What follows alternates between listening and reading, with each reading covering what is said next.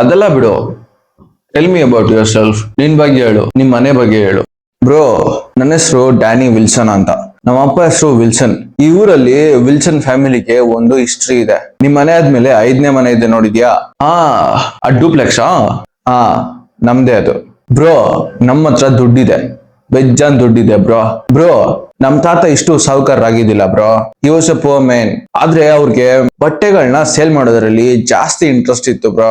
Almost 70 ವರ್ಷ ಹಿಂದೆ ಅವರು ತನ್ನದೇ ಆದಂತಹ ಒಂದು ಬಟ್ಟೆ ಅಂಗಡಿನ ಓಪನ್ ಮಾಡ್ತಾರೆ ಬ್ರೋ. ಅದರಲ್ಲಿ ಅವರು ಬಟ್ಟೆಗಳನ್ನ ವ್ಯಾಪಾರ ಮಾಡೋದಕ್ಕೆ ಸ್ಟಾರ್ಟ್ ಮಾಡ್ತಾರೆ ಬ್ರೋ. ಹಿಂಗೇನೆ ವರ್ಷಗಳು ಕಳಿಯುತ್ತೆ ಬ್ರೋ. ಮಾರ್ಕೆಟ್ಗೆ ಹೋಗಿ ಬಟ್ಟೆಗಳನ್ನ ತಂದು ಇಲ್ಲಿ ಸೇಲ್ ಮಾಡೋದು ತುಂಬಾ ಎಕ್ಸ್ಪೆನ್ಸಿವ್ ಆಗಿರ್ತಾ ಇತ್ತು ಬ್ರೋ.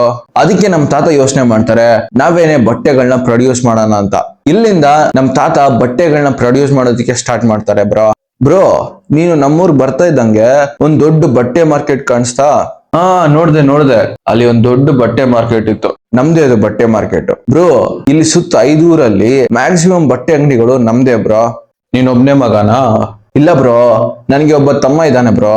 ಅವನ್ಗೆ ಮಾತಾಡಕ್ ಆಗಲ್ಲ, ಮತ್ತೆ ಕಿವಿ ಕೇಳ್ಸಲ್ಲ ಬ್ರೋ. ಮತ್ತೆ ನನಗೆ ಅಮ್ಮ ಇಲ್ಲ ಬ್ರೋ. ಅಮ್ಮ ತೀರೋಗಿ 7 years ಆಯ್ತು ಬ್ರೋ. ಒಂದು ಕಾರ್ ಆಕ್ಸಿಡೆಂಟ್ ಅಲ್ಲಿ ಶಿ ಪಾಸ್ಡ್ ಅವೇ ಬ್ರೋ.